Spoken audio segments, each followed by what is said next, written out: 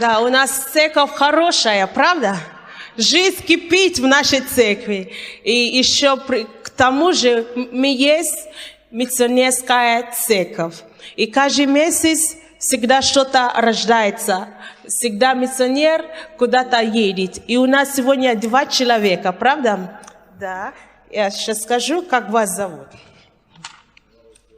Наташа и Федор. Наташа, вы поедете в село Воровского? Да. Какой район? Прилуцкий район.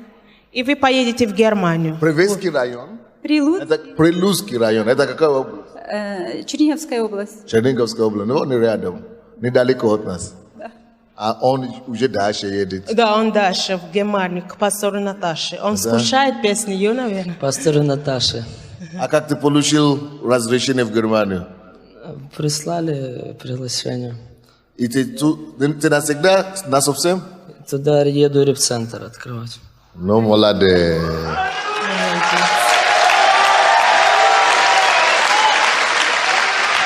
Немцем будем. Пастор Федор, пастор Юра. Ага. Дай ему микрофон, пожалуйста, принцесса. Слушай, это мертвец, которого Бог вернул из другого мира. Теперь, чтобы представить, что он спасает других людей в Украине и теперь едет в Германию миссионером, чтобы спасать других, это фантастика, это невероятная история. Расскажи в 2 словах, каким образом, каким ты попал сюда в церковь? 7 лет назад я употреблял наркотики. То есть 7 лет назад, точнее, я уже не мог употреблять ни наркотики, ничего, потому что я лежал дома и умирал.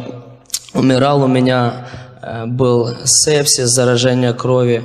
В общем, наркотик за 5 лет употребления наркотиков просто убил полностью мое здоровье.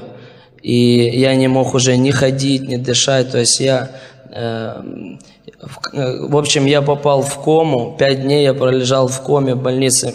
Меня не брали скорые.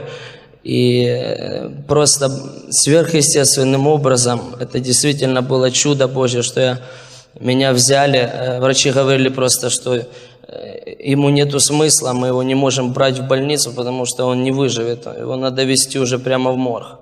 Я весил 31 килограмм, у меня выпадали волосы. Я гнил везде, от пяток до головы, везде. То есть у меня не было живого места на мне. Все, просто плоть была вся изнеможденная, такое состояние, в общем. И я не хотел жить вообще. И когда меня забрали в скорую, то есть я пролежал 5 дней без сознания, и когда я очнулся, я подумал, что я где-то в аду. Я же не верил, что я живой.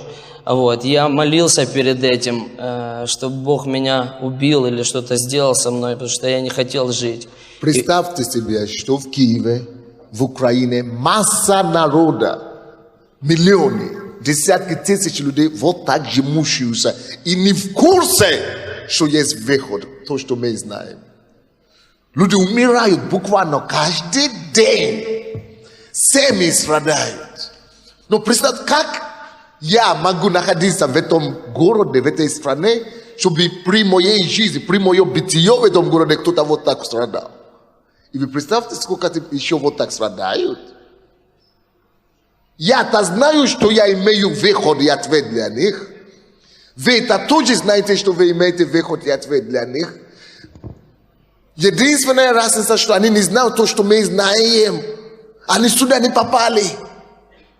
Вот непростительно, чтобы кто-то вообще умирал в этом городе, вообще в этой стране, не зная, что есть выход. 31 килограмм весил. От наркотиков. Кто-то сегодня также умирает дальше от наркотиков дальше. Не надо умирать. Кто-то умирает от рака, кто-то умирает от чего-то, кто-то вообще другие какие-то проблемы. И Бог кричит и говорит: зачем вам умереть, дом Израилев? Я уже умер за вас, зачем вам умереть заново? И теперь он не только живой, он служитель. Чем ты занимаешься, что Бог уже через тебя делал в последнее время? После того, как тебя Бог спас, и чем ты занимался? Я занимался служением реабилитации, также с наркоманами. Вот. Ездил в Россию, открывал там центр реабилитации во Владимире городе, потом в городе Ковеле, в Харькове, вот, и здесь. То есть, И сколько ты скажешь, что людей примерно прошло через твои реабилитационные центры, ну, которые ты служил? даже не знаю сколько, но 100 очень много. человек или... Больше 100, и сейчас те центры, которые есть, они успешно работают.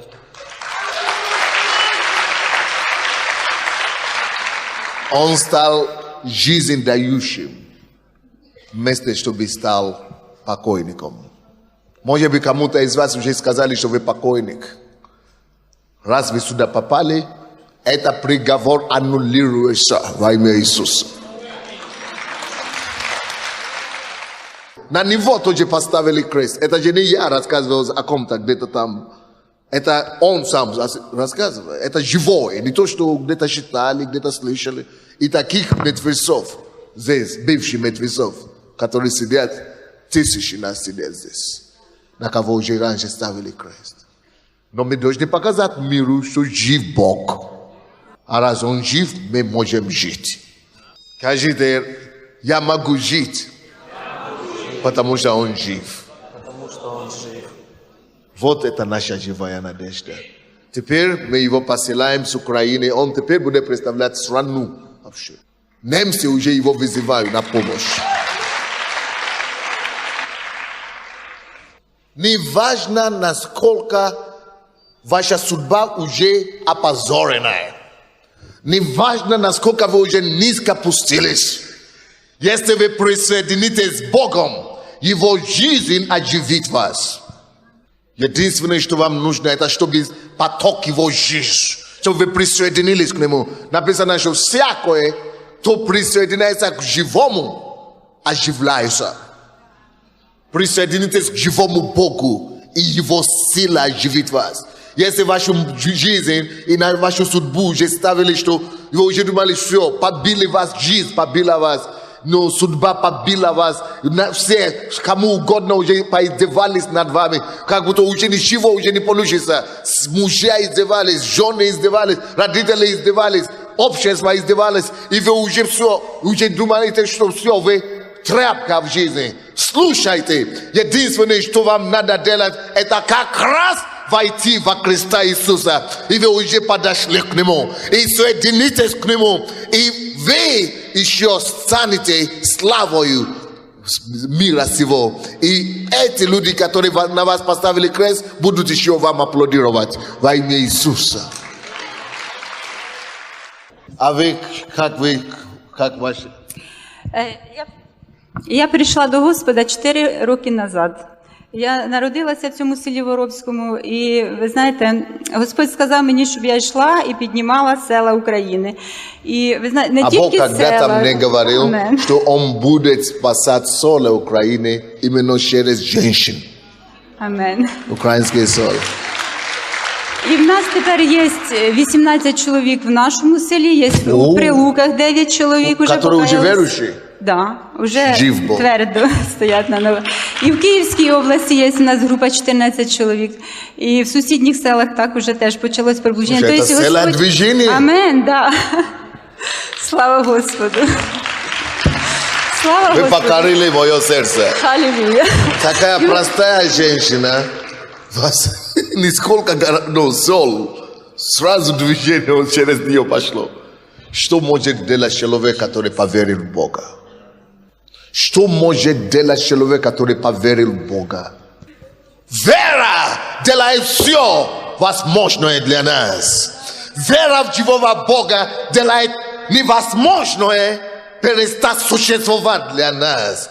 То, что мы поверили в Бога, который все может, она подключает нас к тому, чтобы мы также могли сделать все. Она была непримечательная тоже, как все, масса украинцев, людей. Масса, никто не замечает никого. Единственный фактор, который нужно было, чтобы произошел, чтобы ее жизнь изменилась на 180 градусов, это просто подключиться опять же к этому Христу. Ну как его не любить? Как не кричать на площади? Как не орать о том, что жизнь есть, друзья мои, бегите к нему. Как не плясать, как не прыгать до потолка. Как не быть безумным ради него. Потому что нам это не говорят ни в школе, ни в университетах, что есть другая жизнь, друзья мои, что есть потрясающий Бог на небе, который не желает, чтобы мы были сиротами, а который действительно желает, чтобы помогать нам по жизни. Зачем тебе самому пробиться, когда ты можешь с ним пробиться? Зачем тебе воевать голыми руками, когда он может тебе дать небесной артиллерии? Зачем тебе полагаться на свой ум, когда твой ум слишком ограниченный? Положись на ум того, кто знает завтра и контролирует сегодня. Господь, мы утверждаем Твое царство по всей земле. Мы, Господь, надеемся и молимся, Господь, чтобы этот мир, Господь, ожился ради Тебя, чтобы открылся глаза мира сего, чтобы люди поняли, что суета это не конец всего, что это не все, что есть в этом мире, что деньги это еще не ничего в этом мире, что есть Бог, который любит нас, который рядом с нами, который помогает нам, который жив и действенный. Дай, Господь, чтобы в 2006 году Украина укачнулась на познание живого Христа, Спасителя, Господь. Чтобы это не просто была форма, обряда, традиция, чтобы они познали Тебя, живого Бога, как личность, мой Бог. Просим Тебя об этом. Не смиритесь с поражением. Не смиритесь с обиденностью. Не смиритесь. Это будет проблема, если вы смиритесь. Что вы серый, средненький, никакой. Так уже есть. Такая вот уже жизнь, такая вот моя судьба. Вы что, не поняли, что с вами произошло? Вы присоединились к жизни. Только если он мертв, тогда что-то с вами не получится. А мой Бог не мертв. Если он жив, он оживотворит и вас. Если он жив, он оживотворит и вашу судьбу. Если он жив, он даст перспективу там, где нет надежды. Если он жив, вы увидите свет в конце туннеля. Если он жив, он поднимет и укрепит вас немощи ваших. Если он жив, он даст вам состояться там, где вы думали, что вам только нужно жалеть. Вас не будут жалеть, вас будут чествовать. Вас будут чествовать во имя Иисуса. Дорожите Христа, приближайтесь к Христу. Любите Христа, стремитесь познать Христа. Берегите Христа, обнимайте Христа, ищите Христа.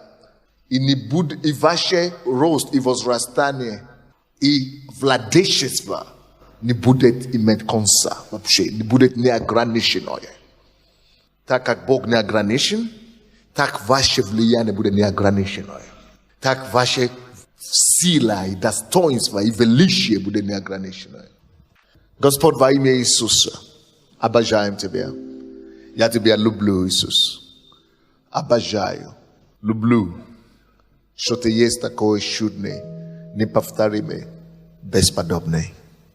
Прошу, Господь, Тебя, чтобы Ты сегодня служил каждому. Чтобы это не просто пастор Сандей говорил людям, чтобы был виден незрачный Бога, живого и мощного Бога через эти слова. Чтобы это не просто были мысли человека, чтобы Ты пронзил этот зал Твоей милостью и благодатью, Твоим живым явлением. Яви себя нам, Господь, через слово сегодня. Дай надежду безнадежным. Дай крепость немощным. Дай, Господь, чтобы сила животворяющая Твоя, сила Духа, чтобы она животворила всех, слышащих мой голос сегодня. Чтобы мы ушли отсюда окрыленными. чтобы мы ушли отсюда, Господь, поднятыми духом, чтобы мы ушли отсюда обновленными, чтобы мы ушли отсюда удаленные, наделенные Богом благодатью свыше. Ты это сделаешь, потому что ради того ты и собрал нас. Спасибо тебе, Сын Божий. С днем рождения тебя. С днем рождения тебя, Сын Божий. С днем рождения тебя. Спасибо, Отец. Во имя Иисуса Христа. И весь народ Божий скажет.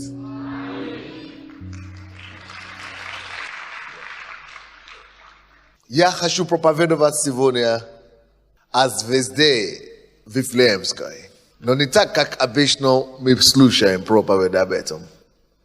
Откройте, пожалуйста, Матфея 2 главу.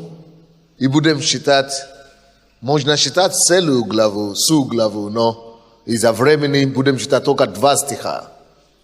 Матфея 2 глава, с 1 по 2 стихи. Я проповедую сегодня на теме 2006 год, твой звездный год. Еще раз говорю, 2006 год, твой, то есть тире, можно так писать тире, твой звездный год. Кто-нибудь это принимает для себя или нет? Я буду сиять в этом году. Кто-то воссияет в этом году ярко, чем солнце. Кто-то воссияет благодатью Бога в этом году. 1-2 стихи, 2 глава Матфея. Когда же Иисус родился в Вифлееме, иудейском, в дни царя Ирода, пришли в Иерусалим волхвы с востока и говорят: где родившийся царь иудейский? Ибо мы видели, что мы видели? Звезду его на востоке. И пришли поклониться ему. Братья мои, слушайте сюда мне. Давай я пожертвование, не отвлекайтесь, хорошо? Вам нужно слушать эту проповедь. Это первая проповедь в новом году. Это слово, это послание, это письмо вам от Отца. Окей? Поэтому не пропустите его. Бог говорил, что волхи из Востока во 2 стихе пришли, спрашивая, где родившийся царь иудейский? Ибо мы видели звезду его на востоке. Братья и сестры, это не просто история, которую я читал. Это не просто биографические выдержки из Библии об Иисусе. То, что я считаю, это также попытка Бога проговорить нам, что его мечта и его видение для каждого верующего, кого он приводит в Царство Божие, Бог полный желание, чтобы и нашу с вами звезда была видна. Бог хочет, что он в Иисусе иллюстрирует нам нашу судьбу. В Иисусе он хочет, чтобы мы увидели его программу и план для каждого из нас. Бог хотел донести до тебя и до меня, что его жажда и желание для тебя, чтобы ты воссиял, чтобы ты не был серым по свету, чтобы мир увидел твою звезду, чтобы ты освещал твой мир, чтобы ты не помрачал мир, чтобы ты его освещал. Звезда Иисуса, которая была видна, это прообраз мне. Это Бог проговаривает мне. Что же он мне говорит? О том, что дом, который построен на вершине горы, не может быть скрытым. Бог хочет мне сказать, что я тебя создал для величия.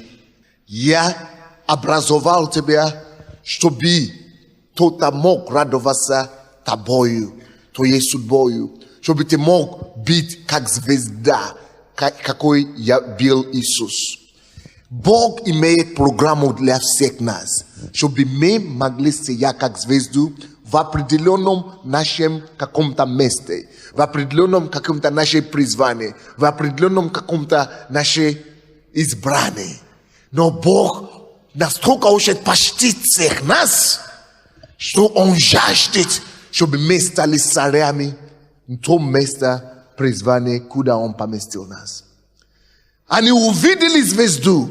Братья и сестры, слушайте меня сюда. Сияешь ли ты вообще? Твоя судьба, вот твоя жизнь, ради чего эта жизнь была дана тебе?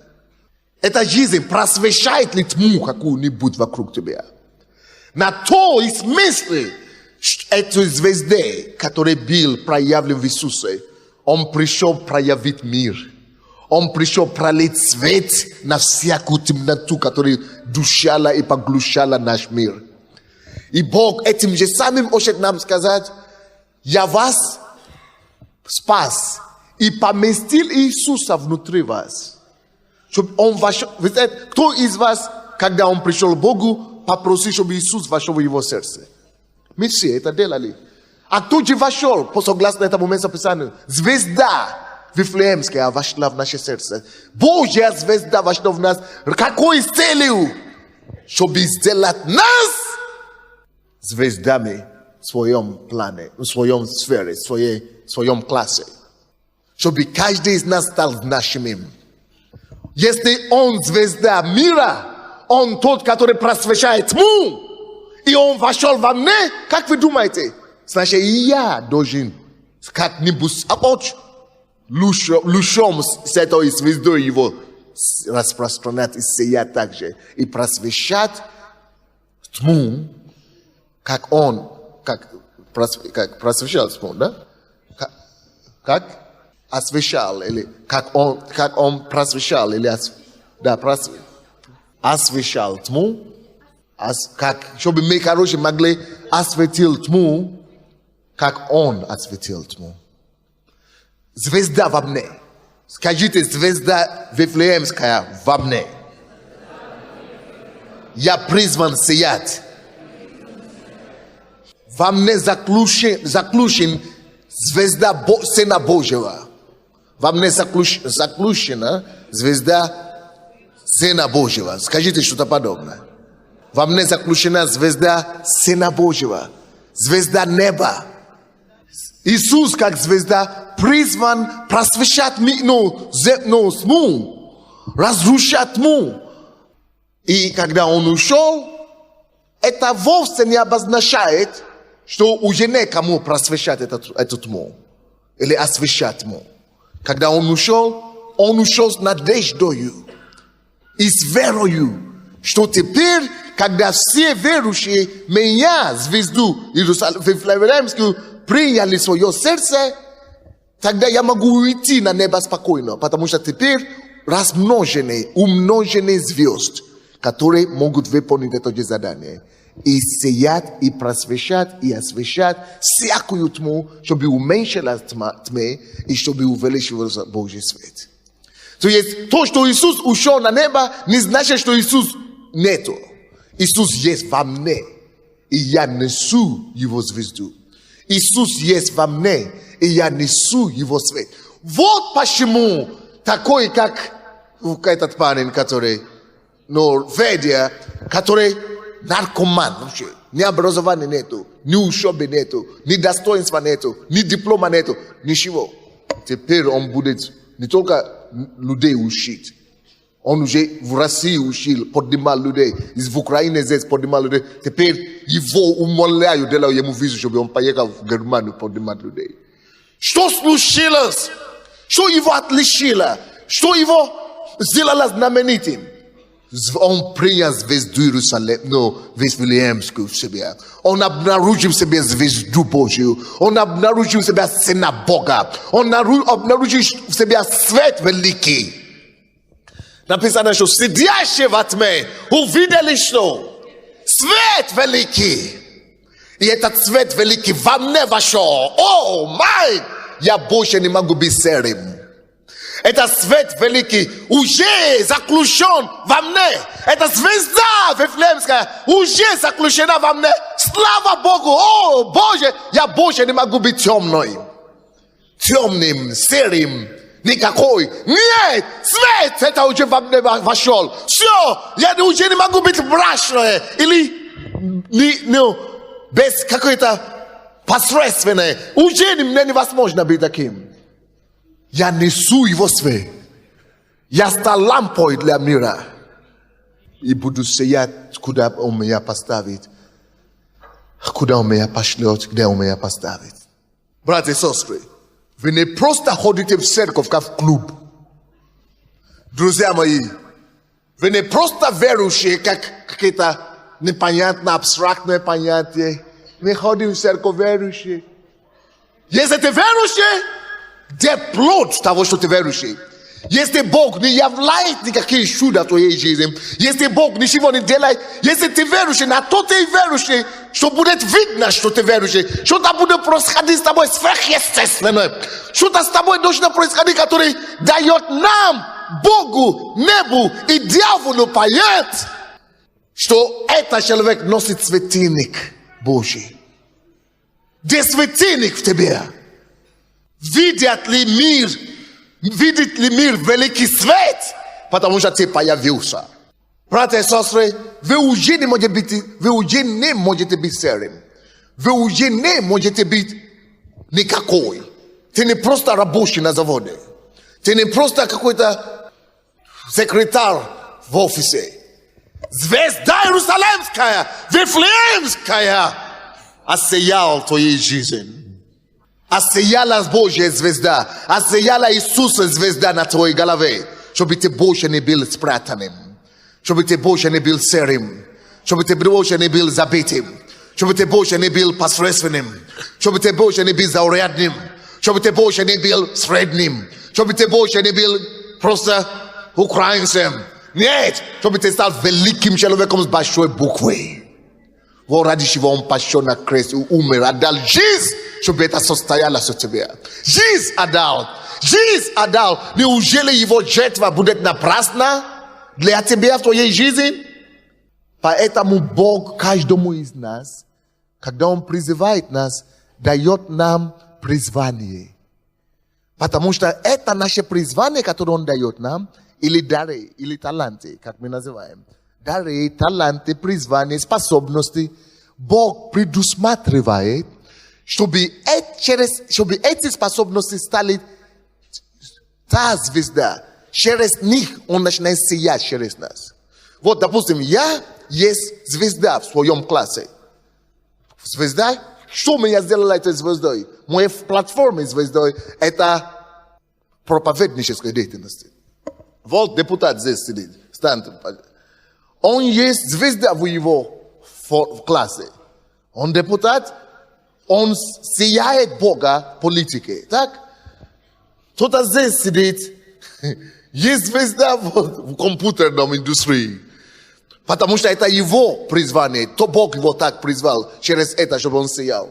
Вот здесь звезда из Греции. Певец. Способности, которые Бог нам дает, это и есть повод.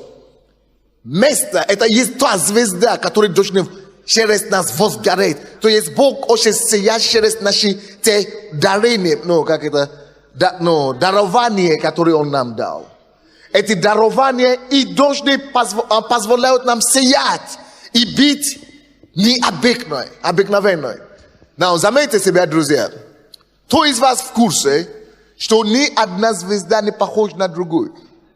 Мы все оригинальны в своем классе. Мы все индивидуальны, мы все уникум. Мы все неповторимы. Я не лучше вас. Моя звезда не лучше, чем ваши звезды. Вы не хуже меня. Я не старше вас. Мы есть звезды все в своем классе. Кто из вас знает, что все звезды равнозначимы? Вы знаете, что они все играют важную роль.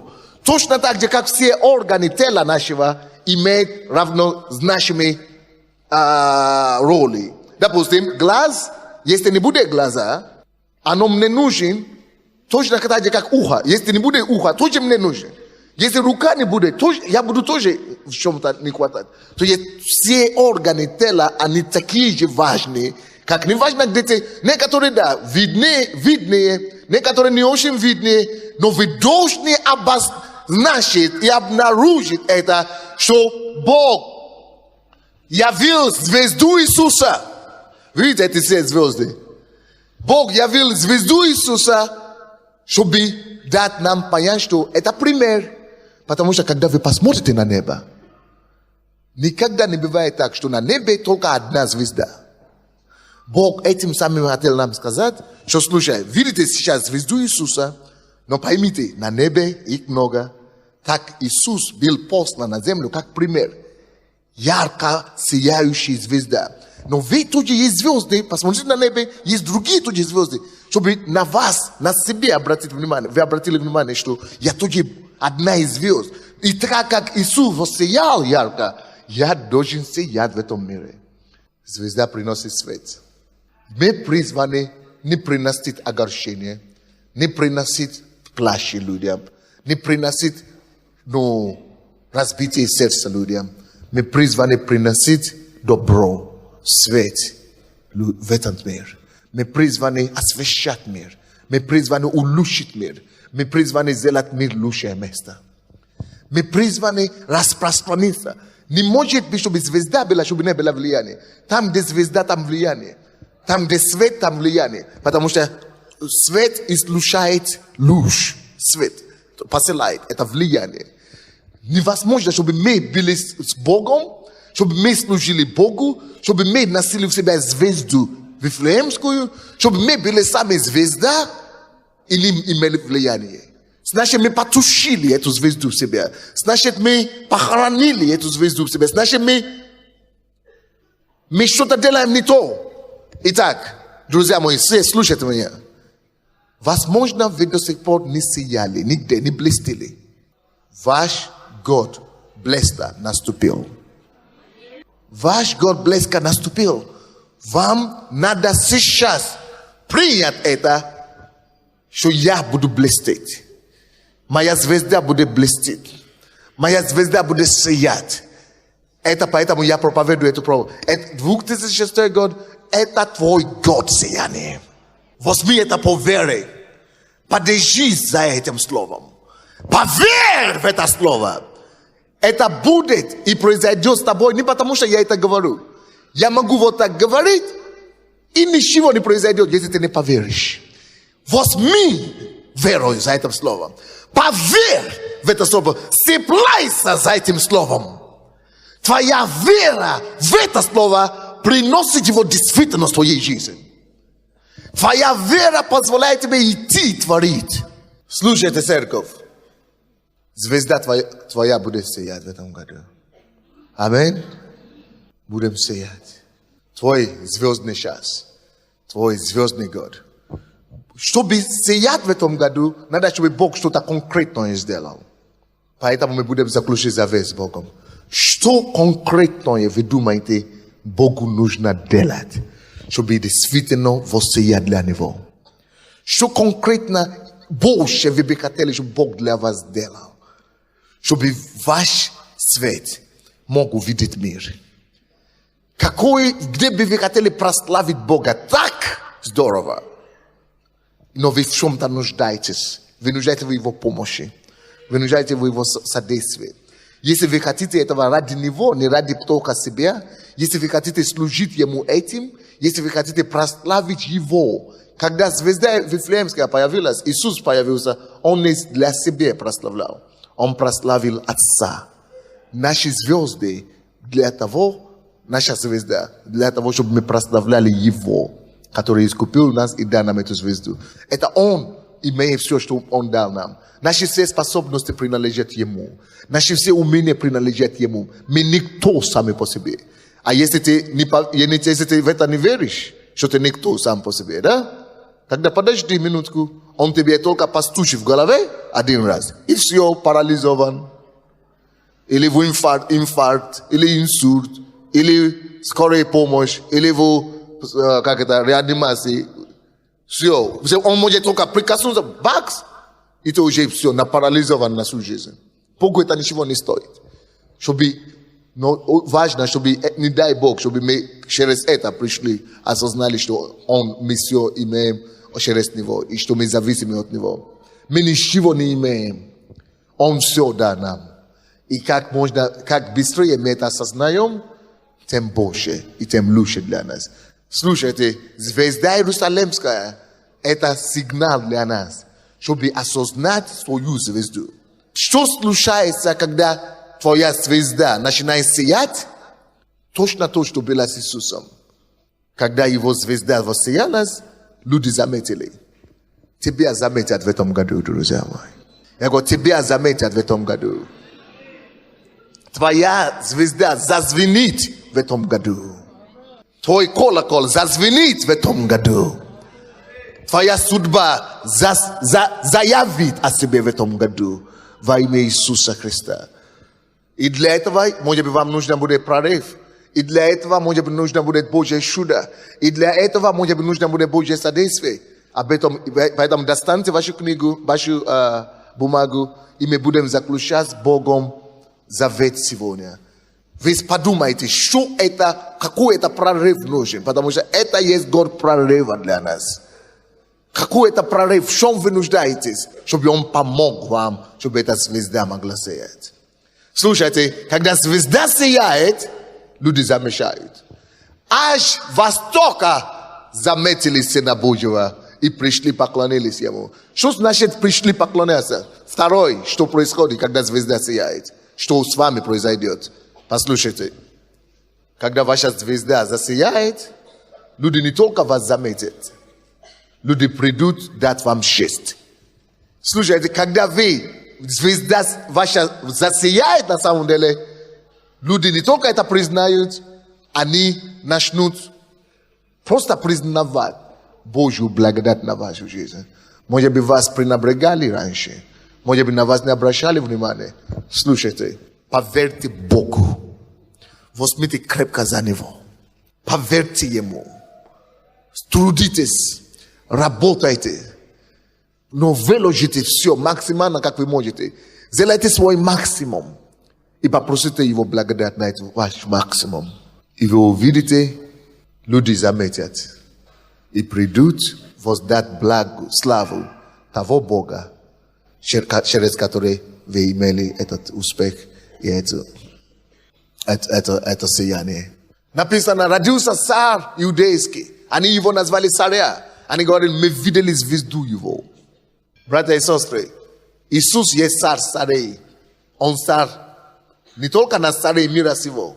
Он царь над нами, потому что мы призваны быть царями и священниками. Он наш царь. Поэтому он и говорит, что мы видели, где царь родился. Слушайте, в этом году ты будешь царствовать. Бог даст нам царствовать в этом году. А кто-нибудь откройте, возьмите второй микрофон и откройте местописание. А то я ищу много местописаний читать, не успеваю. Быстренько дайте кому-то Библию читать. Матфея 13:43. Матфея 13:43. Ваша звезда будет сиять. И Бог говорит, не только Иисус есть царь. Он есть царь, но Он соделал нас подобие и образ свой. Образ и подобие свой. Чтобы мы могли тоже сиять, как Он. Слушайте, братья и сестры. В этом царстве нету рабов. Что я сказал? В царстве Божьем нету кого? Нету рабов. Ты не есть раб. Бог не планирует тебя сделать рабом. Бог не видит тебя хуже кого-то. План Божий для всех нас, чтобы мы были царями. В этом царстве, он говорит, царство священства, он говорит, вы царственное священство. Вы помните? 2 Петра 2:9. Вы царственное священство. Что это обозначает? Это вы находитесь в царстве царей и священников. Каждый из нас должен быть царь в своем плане, в своем призвании, в своей земле. Каждый из нас есть царь, точно так же, как каждый есть звезда. То есть, Бог хочет дать вам в этом году территорию, над которым вы сможете царствовать. Бог имеет для вас план и желание дать землю вашего царствования вам. Pavel Bogu, što te poluči tu zemlju, gdje te bude sasvovat. Ti stupiš v tu zemlju i bude sasvovat na tvojej zemlji. Поэтому, когда я вижу кого-то, этот музыкант, а я член церкви, я пастор, но я должен вас признать, что вы есть царь в своей земле тоже. Точно как я есть царь в своей земле. Этот банкир, он тоже царь. Вы есть царь в своей земле. Точно как я, мы все цари. Вот почему Бог говорит, благословил их Бог, мужчину и женщину, которую Он сотворил. И в Бытие 1 глава 27-28 стих. И говорит, царствуйте, господствуйте. Почему господствовать царствовать? Он соделал нас без царями и священниками на земле. И Он говорит, царствуйте, господствуйте над рабами морскими. Господствуйте над всеми творениями, но кроме друг друга. Вы не имеете права господствовать над друг другом, потому что никто не призван в этом царстве быть рабом. Каждый призван быть царем в его классе. Каждый, пускай у него будет маленький масштаб земли или какой-то маленький масштаб, но это самое, но он должен быть царем. Но почему наоборот происходит в мире? А потому что в мире никто это не знает. В миру все думают, что я единственный царь, а вы все поклоняетесь мне, целуете мою руку и ногу, и я вообще вам плачу зарплату, и я вообще, я все. Вы все рабы. Поэтому революция произошла в России, потому что вот такая жизнь была. Но революция произошла опять, ЦК КПСС стал царем, а все стали опять же никто. Но в Царстве Божьем, это тоже коммунисты хотели делать, хотели построить Царство Божье здесь на земле, без Бога. Но только Бог может его царство строить. Don't вы слушаете меня или нет? Идеально Божий план в этом царстве, чтобы мы все имели территорию, где мы сможем царствовать. В этом году это будет твой звездный час, это будет твой звездный год, это будет годом твоего царствования, это будет год, когда ты вступишь в твою землю. Считайте это место Писания, Матфея 13 глава, быстренько, пожалуйста. И тогда праведники воссияют, как солнце. Тогда праведники что? Не слышу! Не слышу! Не слышу! Кто здесь праведник? О, Боже мой, извините меня, я прыгну на землю, я не могу, мне прет, мне рвет. Мы обижаем Бога. Мы обижаем Бога. Мы оскорбляем Бога. Мы стыдим Бога. Мы позорим Бога, когда мы ходим в церковь. И мы есть праведники, дети Божьи в этом царстве и не сияем. И ничем не примешательны. Мы ничем не отличаемся. Мы просто заурядные какие-то серенькие. Коммунисты нас так делали. Система нас так сделали, униженными, приземленными, что только 10 человек контролируют 84% богатства этой страны. Издевательство! Бог не так придумал все. Поэтому мы, верующие, должны отобрать деньги обратно, чтобы использовать эти деньги, чтобы всех других поднять. И чтобы всех сделать равными Богу. Чтобы все, не равными, как рис, так? Не как песок, а чтобы всех сделать успешными. Почему Америка самая великая страна в мире сегодня? Потому что по Библии построена, по этой системе, чтобы каждому максимально помочь, каждому состояться. Пускай он будет кто готовит кушать, повар. Но поваром он там будет царствовать в своем месте. Это повар, который царит в своем, он царь там, она царь, повар в ее деле. Пускай она будет убирать, как это, уборщица, но пускай она будет себя как царь на этом месте. Братья, считай это место Писания еще раз. Тогда праведники воссияют. Еще раз. Тогда праведники воссияют. Кто воссияет? Праведники. А что мы видим в Украине сегодня? Грешники сияют. Издевательство над Богом. Издевательство над страной. Издевательство во всей цивилизованной стране. Только праведники имеют деньги. Только праведники сияют. Только праведники состоялись. Бог спас нас, чтобы мы были новыми поколениями в Украине, чтобы мы были не просто чтобы мы, как будущие праведники, поверили Богу, что мы будем сиять, и пошли в бизнесе, и пошли в политику, и пошли в культуру, и пошли во все сферы жизни, где раньше сказали, что нам нельзя, потому что мы простые смертные. Чтобы мы потом пришли, отобрали это силою Бога, потому что Бог на нашей стороне. Он говорит, праведники воссияют. Вот почему меня нельзя удержать. Вот почему меня нельзя понять. СБУ уже мною занимался, уже устали заниматься, уже бросили. Потому что не могут объяснения найти. Чем он берет, что у него, чем он владеет, каким гипнозом он пользуется.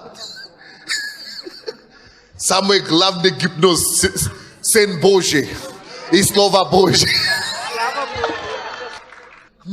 Этим гипнозом мы всем должны владеть. Мы все дети Бога. Вот в чем самый главный гипноз. Люди все в шоке. Как это он с этим акцентом, как это он собирает? Вы знаете, в газете пишет, что даже президент не может собирать на каждую неделю, сколько он собирает. И это правда, он не может собирать. Каждую неделю, чтобы 10 тысяч, 20 тысяч человек собирать, президент не может. Каждую неделю. А люди идут. Проблема. Чем он берет? Надо его остановить. Но невозможно. Бог в нас. Братья и сестры, если вы только сможете поверить, если вы только сможете поверить в том, что Бог говорит о вас, если вы только поверите, все эти пинщуки, бендвищуки и все это, вы займете скоро их места. Если вы только сможете поверить. Потому что все возможно Богу. А вы соединены с Богом. Значит, все становится возможно для вас. Потому что Бог не ограничен. Значит, вас нельзя будет ограничивать. My God. Не считайте Божью Библию просто как книгу религиозную. Читайте Библию, чтобы найти себя, находить себя. Его планы для вас. Чтобы обнаруживать себя. Читайте Библию, чтобы черпать силу и благодать. Не ходите просто в церковь, чтобы просто, потому что мама ходит, послушай, легче станет на душе. Причем тут легче? Легче станет на душе, это побочное явление. Это не то, ради чего ты ходишь в церковь, чтобы познать себя, твое величие в этом Боге. Итак, Богу обидно, когда Он говорит, праведники должны воссиять, Он говорит, воссияй праведники. И тут праведники, а как это делать? А что делать? А вот правительство не разрешает, а партию не пускают. Бог тебе по голове даст сейчас. Проснись, очнись. Бог говорит, я Бог неба и земли. Все от меня зависит. И партия в моих руках, и государство в моих руках, и президент в моих руках. То они для меня пешки. Ты мой сын, ты моя дочка, ты должен править землей, принести праведность мою, свет мой, добро мое, жизнь мою, чтобы жизнь стала лучше, потому что вы есть. Разве это не красиво? Читай это местописание еще раз, дорогой мой. Тогда праведники воссияют. Давайте мы все повторяем. Тогда? Не слышу. Еще раз. Тогда праведники воссияют. Кто праведник? Я. Если кто принял Иисуса в сердце, кто покаялся в своих грехах, кто служит Богу, он то праведник. А что должны праведники делать? Воссияют. Воссияют. Тогда праведники Воссияют. Поднимите свои руки, Господь, я верю, что я воссияю в этом году. Это мой звездный год. На работе, призвание. Куда ты меня ведешь? Там, где ты меня поставил. Я буду сиять, как солнце. Принесу влияние. Принесу поклон тебе. принесу поклон Именем Иисуса Христа. именем Иисуса. Ты расширишь мое Пределы. влияние. Аминь. Ты расширишь мое влияние. Ты расширишь, Ты расширишь мою территорию. да, Господь. И поставишь меня на великое место. Поставишь меня на великое место. Amen. Аминь. Божья мечта, чтобы мы все были и стали царями в своих местах влияния, в своем призвании. Чтобы той земли, той территории, куда Бог нам дает и доверяет, чтобы мы там были царями для Него. Покоряли землю для Него. Если грешники царствуют над нами, Богу неприятно. Бог огорчен. Церковь, поэтому мы будем писать этот завет. Где мы хотим, что мы думаем, что Бог нас ведет. Где мы хотим Его славить. Где мы хотим воссиять для Него. Где мы хотим царствовать над землей для Него. Какую землю мы хотим покорить. И в чем мы нуждаемся в Его помощи. Где мы нуждаемся в Его помощи. Теперь откройте к Римлянам 5 глава 17 стих. И читайте это нам. Все, кто хотят свидетельствовать об этом завете, пожалуйста, выйдите на сцену. К Римлянам 5:17. Если вы нашли, читайте нам. Всякая неправда есть... это от Иоанна, извините. Не то открыли. Ибо если преступлением одного смерть царствовала посредством одного, то тем более приемлющие обилие благодати и дар праведности будут царствовать в жизни посредством единого Иисуса Христа. Я говорю 17 стих. 17-й пастор. 5:17. Еще раз читайте. Ибо если преступлением одного смерть царствовала посредством одного, то тем более приемлющие обилие благодати и дар праведности будут царствовать в жизни посредством единого Иисуса Христа. Тогда значит плохой перевод. Какой там перевод на украинский? Есть там? Вот здесь написано, и дар праведности будут царствовать в жизни.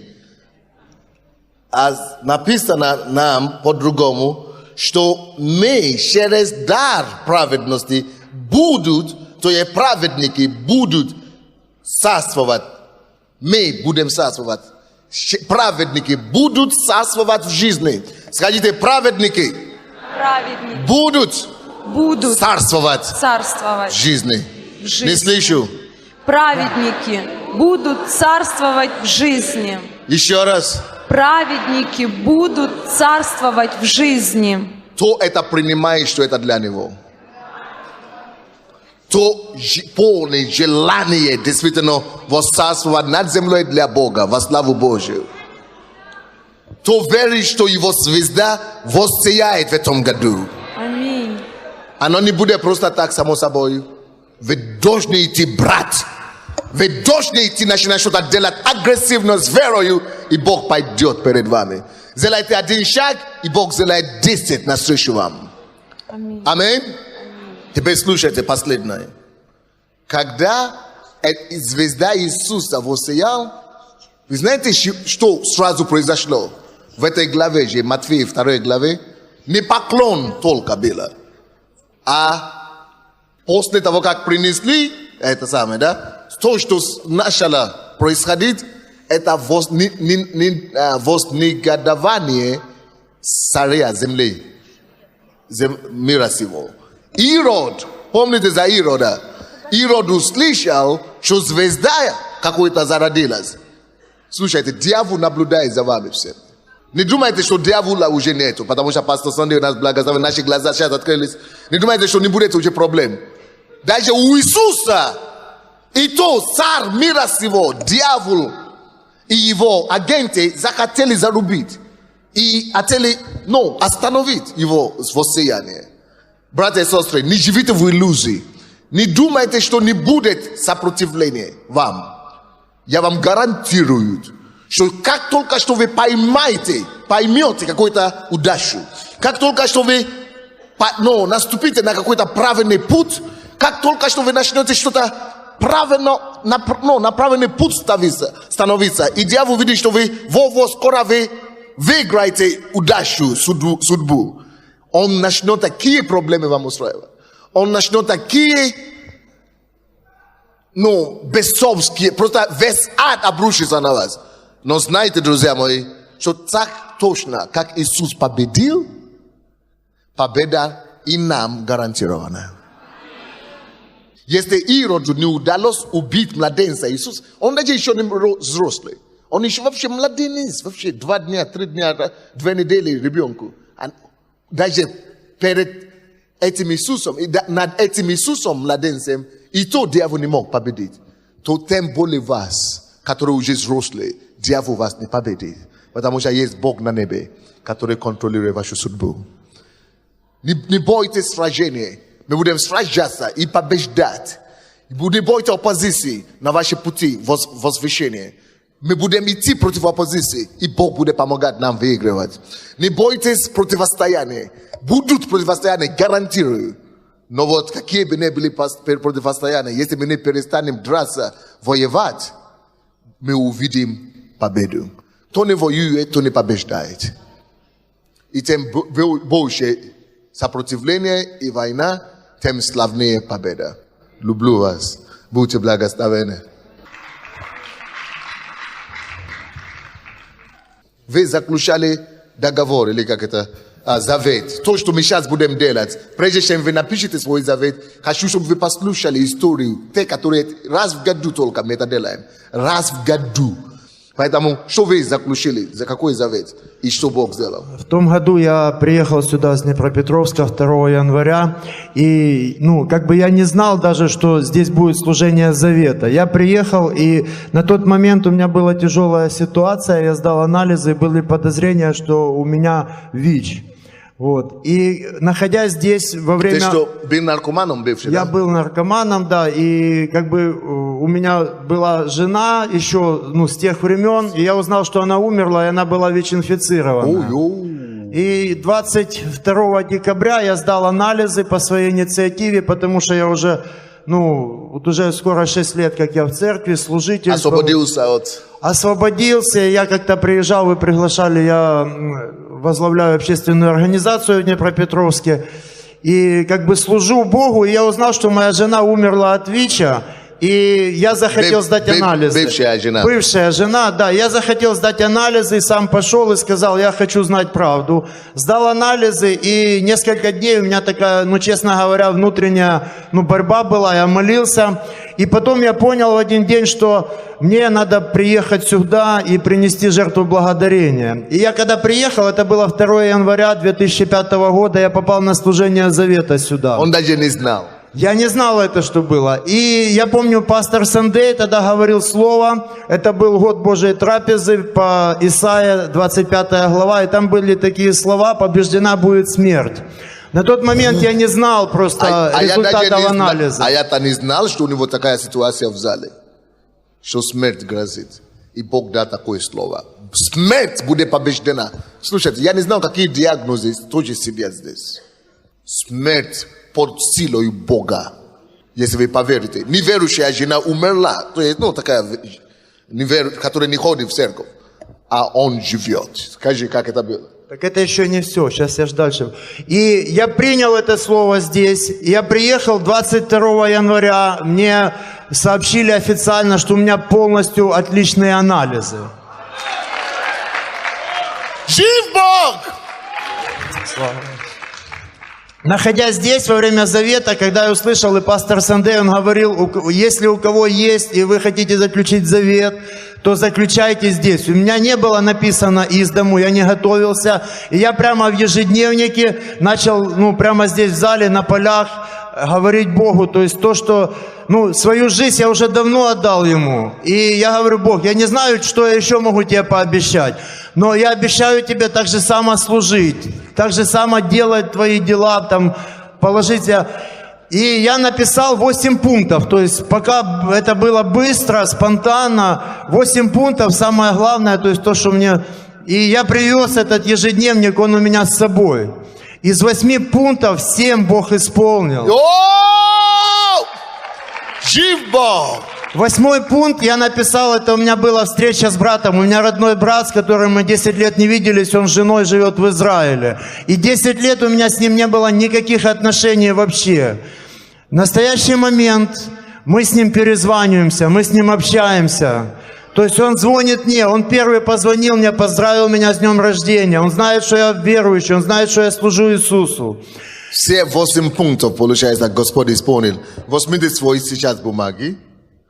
Это тайна ваша перед вами и Богом. Это должен быть тайный завет. Тайный завет, договор ваш с Богом. Посвятите себя Ему, дайте Ему какое-то слово. И попросите у Него какую-то помощь. Пока мы будем слушать эти истории, пускай ваша вера утверждается, что Бог сделает, чтобы вы не просили. И когда я заключал завет, я сказал Богу: Бог, если анализы будут хорошие, это для меня будет знамением, что у Тебя есть план на то, чтобы у меня была семья. В апреле месяце я женился. Ты что? Вы молились за нас, мы приезжали с женой еще после помолвки, молились вы, молилась пастор София. И в конце января месяца моя жена должна родить. Ты что? Это после сколько лет наркомании? Больше 20 лет я был в зависимости. Боже мой. И ребенок рождается сейчас. Смертнику. И это не последний. Поэтому сюда я приехал, я тогда еще пообещал Богу, что, Господь, через год я приеду опять, я буду свидетельством о том, что Ты сделал. Я принесу жертву благодарения. И я сейчас приехал, я привез завет на будущий год, свой завет. И моя жена, она хотела ехать, но я ей сказал: сиди, куда, у тебя 9-й месяц уже. Уже, в следующий раз, когда-то мы приедем с ребенком, я думаю, мы будем с ней свидетельствовать здесь. Сегодня она служит в церкви, она в группе прославления, и беременность не мешает ей. Она сегодня служит, у нас сегодня тоже в церкви праздничное служение. Дайте ящик какой-то есть, да? Слушайте, я отпросился у пастора сюда. Мы благодарим Тебя, Господь. Слушайте, через год вы тоже вернетесь с историей, со свидетельством во имя Иисуса. Я говорю, кто-то вернется через год. Это будет ты или это будет я только? Я говорю, кто-то вернется через год со свидетельством. Что-то вы не верите, не похоже, что вы... Может быть, не вы, но я точно вернусь через год, буду свидетельствовать. По вере вашей будет вам. Спасибо, дорогой. Господь, слава Тебе. Я просто исполняю, Ты верный Бог. Я хочу быть похожим на Тебя. Тебя поздравляю. Он знает, где его бывшая жена сейчас лежит и находится. Он мог бы там находиться. Но он пришел сюда, в церковь. Представьте себе, сколько пропадают в Украине людей. Сколько пропадают. Даже не в курсе. И даже когда они видят нас по телевизору, слушают Sunday, говорят, кидают, какие-то религиозные. Слушайте, коммунизм, насколько людей уже одурманили, что люди даже не могут верить, что они не обезьяны, что есть живой Бог, который может помогать. Дорогой, что какой Бог, слушай, до твоего рождения Бог был и будет после тебя еще.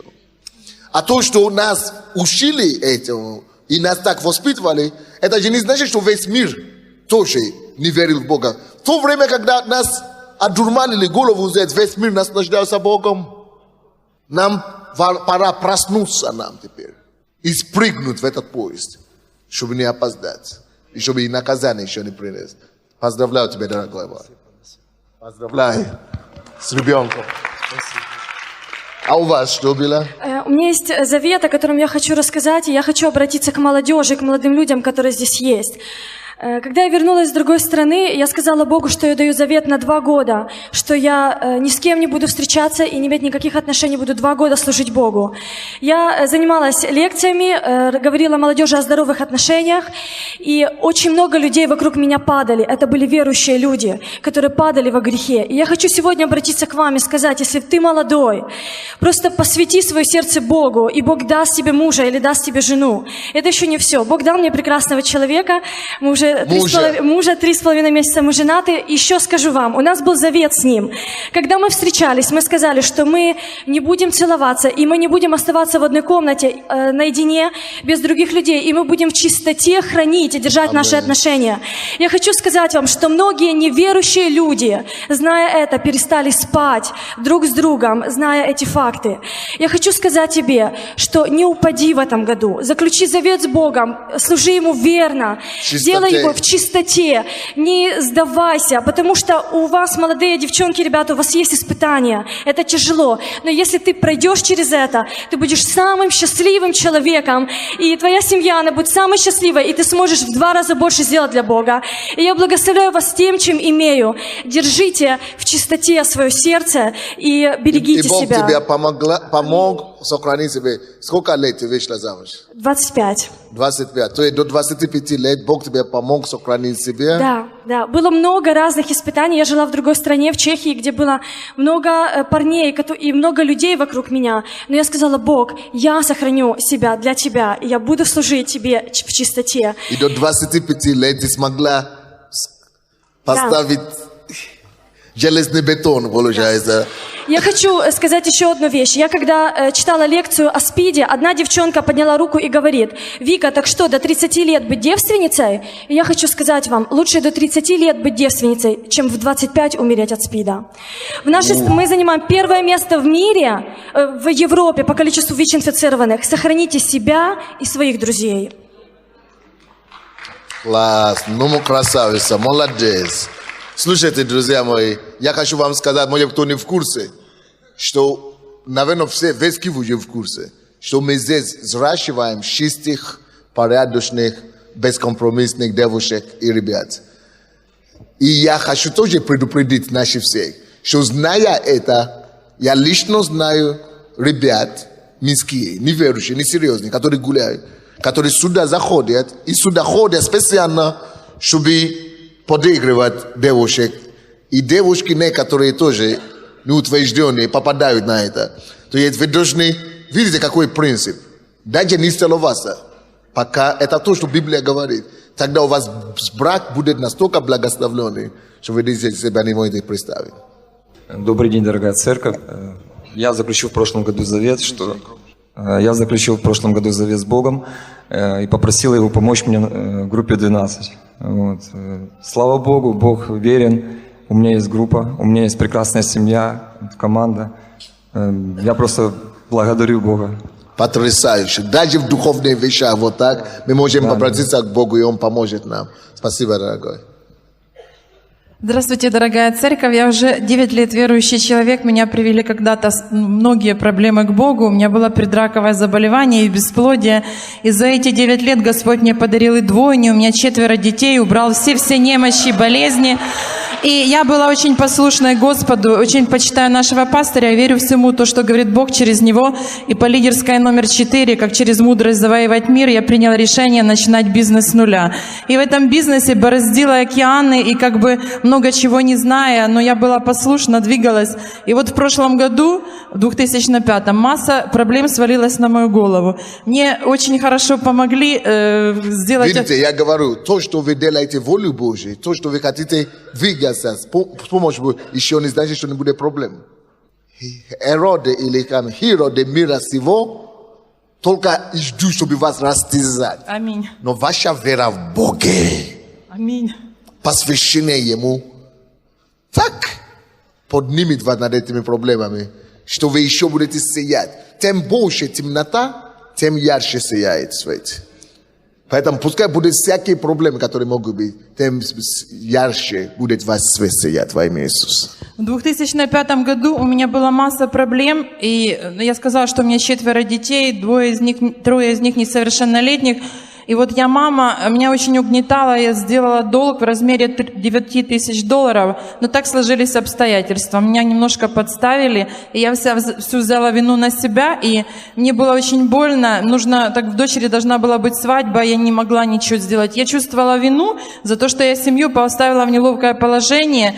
И в декабре месяце я просто уходила в лес, мы живем в Киеве, возле леса недалеко, ползала на четвереньках и просила Господа, чтобы Он меня забрал на небо. Я вспоминала, как пастор Сандей был дома, закрывался, просил у Господа помощи, когда, у Королева еще были проблемы, и я никогда на Бога не обиделась. Я всегда вспоминала вас, и как «Пастырь без слез» книга, ее назвала «Бизнесмен без слез». Я ее читала и благодарила Бога за все проблемы. Я понимала, что через них я, как Иосиф, с меня сорвали мой красный кафтан, я лежу в грязи, но я все равно буду победителем. И когда мне хотелось сойти с дистанции, я много раз говорила людям, что самая большая удача приходит за шаг до поражения. И Бог мне это напоминал, что нельзя. Ты сегодня сдашься, а завтра пришла удача.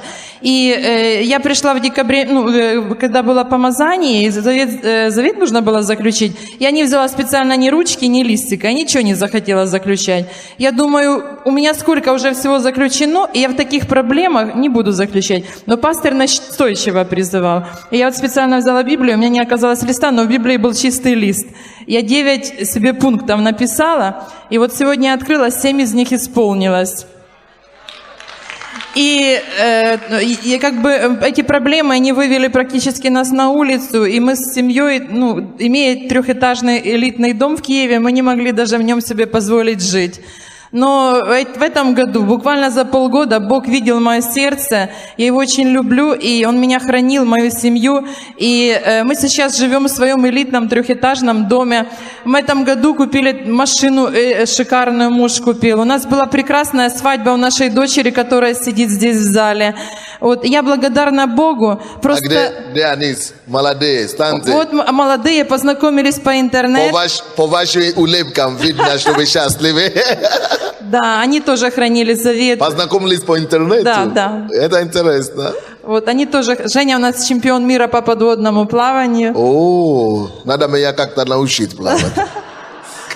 Вот, так что у нас все хорошо. Мы любим Господа. Пишите завет, Он обязательно все исполнит. Я вас очень люблю. Спасибо, когда я ползала... Мы так Его любим, правда? Да, от боли. Конечно, были верны наши лидеры. Вот пастор Виталий, мой лидер, его прекрасная жена, они приезжали ко мне ночью, чтобы меня ободрить. Даже сильный духом человек, лидер, он может, иногда его ломает.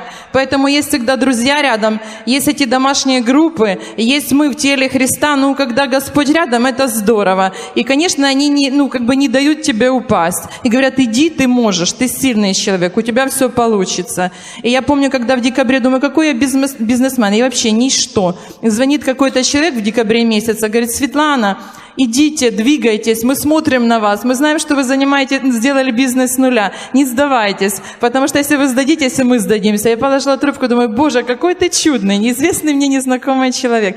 Поэтому я сейчас веду не один бизнес, а один у меня еще как хобби. Я знаю, как зарабатывать деньги, если кто-то хочет сеять в строительство церкви, если у кого-то нет работы. Смотрите, у меня 4 детей, я бросаю вам вызов. Я знаю, как это сделать. Меня зовут Светлана Бращенко, меня многие знают в церкви. Подходите ко мне, я вам помогу, покажу пути. Не сдавайтесь, не будьте просто домохозяйками, домоседками.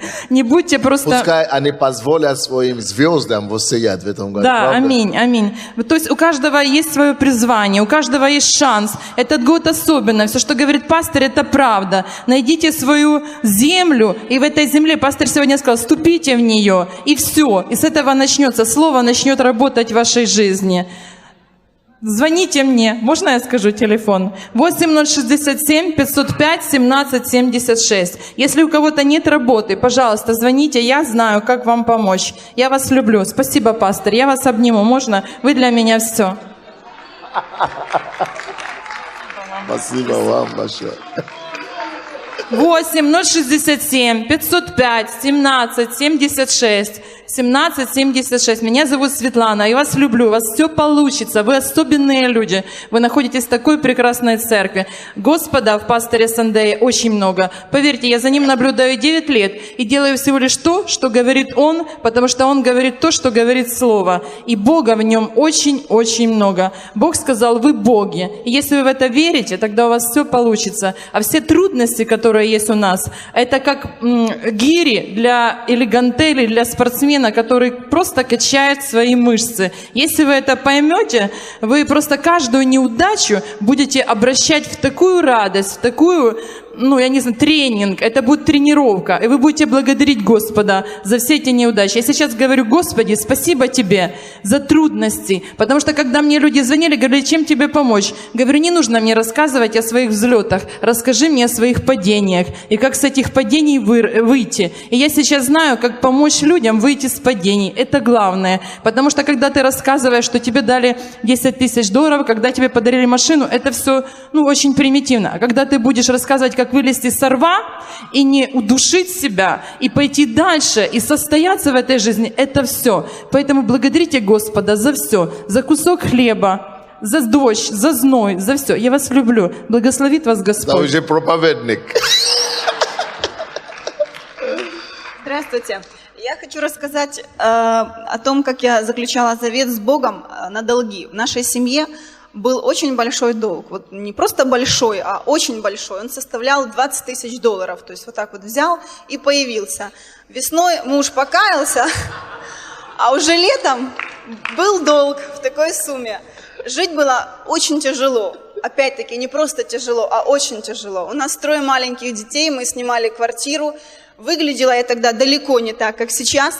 Вот. И было очень большое давление со стороны людей, которым мы были должны. Да, представляю. Вот. И было, в общем, даже невыносимо спать ночью. Я выходила по ночам и молилась. И вот однажды из таких вот ночных Бог мне сказал, что мне нужно заключить с Ним завет, причем не просто завет, а завет с хлебопреломлением, чтобы напомнить всему духовному миру, что я нахожусь в особенном статусе, что я нахожусь в кровном завете с Богом изначально. С того момента, как я покаялась, как я приняла водное крещение, я нахожусь в особенном статусе, и чтобы это видел прежде всего весь духовный мир, и об этом я сама не забывала. Вот. Так вот, договор был с Богом. Очень важно, чтобы мы с вами не забывали, кто мы есть. Наша проблема в основном, почему проблемы мира давят нас и нас принижают, это из-за того, что мы зачастую не знаем, не в курсе, забываем, кто мы есть. Поэтому вам надо слушать эту проповедь сегодняшнюю еще раз и еще раз. Возьмите видео, играйте на всю семью. Вам надо смотреть это все, чтобы не забывать, кто вы есть. И вот мы заключили с мужем завет, и муж договорился с Богом. Он пообещал своим людям, которым он был должен, что до 30 лет на тот момент он собирается расстаться с долгами. И вот что вам сказать. 16 апреля у моего мужа день рождения.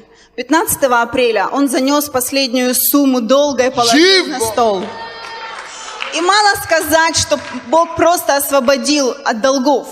Он этим освобождением перевел нас совершенно в другой уровень жизни. Сегодня я являюсь студенткой 3-го курса одного из самых престижных заведений Украины.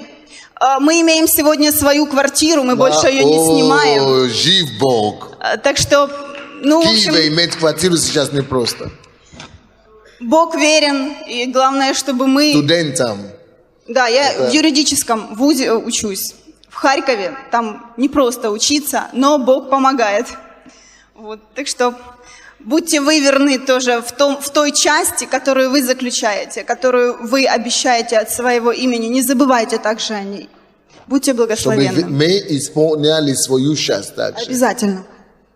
Потому что мы не просто пишем Богу список и ждем, когда Он будет его исполнять в течение года, смотрим на часы, Бог скоро пробьет 12. Где мой последний пункт или моих 2 последних пункта? Где твоя часть? Важно, чтобы мы сначала исполняли свою часть, что мы обещаем Богу, потому что завет и любой договор должны иметь 2 сторон. Наша сторона и Божья сторона. Мы должны исполнить, быть уверены, что мы исполняем нашу часть, чтобы Бог исполнил свою часть. Спасибо, дорогая. Я так рад за вас. Спасибо. Это потрясающее свидетельство. Спасибо. Давайте мы возьмем эти... Вы уже написали эти все заветы, да? Давайте преклоним голову на 2 минуты. Будем посвящать эти молитвы Богу. Мы будем раскрывать Богу эти заветы наши. В чем мы нуждаемся? В чем и где вы хотите Бога явить и прославить? И в чем вы нуждаетесь, чтобы Он помог вам именно? В тишине в зале. Давайте мы все поищем Его лица. Давайте сокрушимся перед Ним. Он наш Творец. Мы Его творение. Мы никто без Него. Посвятите себя Ему. Попросите Его помощь в том, чтобы действительно завоевать мир для Него. Покорить землю для Него. Именно для Него, не для себя, не для своего эго, а для Него. Расскажите Ему, что вы хотите делать для Него. Где вы хотите проявить Его. Расскажите об этих пунктах, которые вы писали. И попросите, чтобы Он вам помог осуществить их. Отдайте все эти проблемы Богу, чтобы вы больше о них не переживали, чтобы вы больше за них не беспокоились, только благодарили Господа за них, чтобы вы просто благодарили и напоминали Богу, что вы знаете, что Он работает над этим, и пока вы будете работать, Он тоже будет работать, и Он сделает все, что обещал. Но запомните, Бог сделает только самое лучшее для вас, только самое полезное.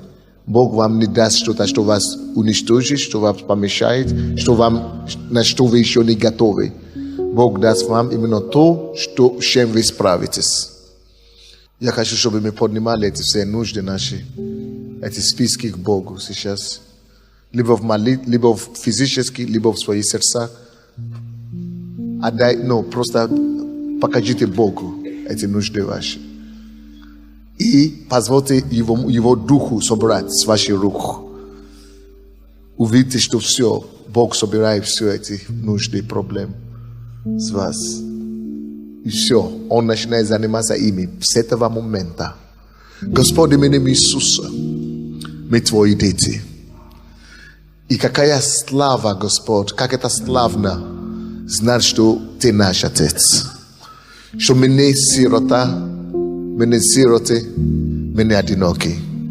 Мы имеем тату любящий, Отец, который печется о нас. Иисус, мы обожаем Тебя, мы любим. Мы посвящаем себе Тебя сегодня как никогда. Отдаем себе полностью Тебя. Ты видишь эти списки, ты видишь эти нужды Твоего народа, ты видишь все, что мешает их не прорыву. Ты видишь то, что стоит между ними и того воссияния, которое Ты приготовил для них. Я сейчас властью именем Иисуса повелеваю и разрушаю всякие твердыни, всякие преграды, всякие препятствия на пути воссияния Твоему народу во имя Иисуса. Повелеваю, чтобы все невозможные ситуации сдвинулись с места, чтобы они стали возможными. Постанавливаю, Господь, чтобы все желания, нужды, проблемы, просьбы, которые сейчас приносят Твои дети перед Тобой, чтобы Твой дух и Твое сердце, Твоя отцовская рука сверхъестественно пришла и восполнила все эти нужды и потребности во имя Иисуса Христа. Я прошу Тебя, Отец Небесный, прямо в этот час поставь Твою печать, небесную печать на каждую из этих нужд.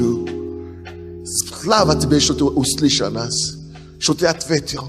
Мы с Тобой в завете. Мы не подведем Тебя, мы не разочаруем Тебя. Будем стараться все делать, чтобы являть Твою славу и сиять Твой свет. А Ты, мы верим, исполнишь Твое слово к нам.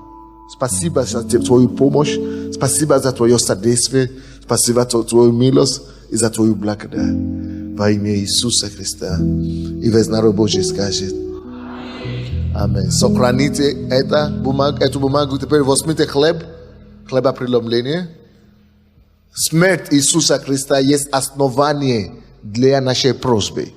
Смерть и воскресение Иисуса Христа есть основа, доказательства. На каком основе мы имеем уверенность, что мы получим, что мы просим у Него.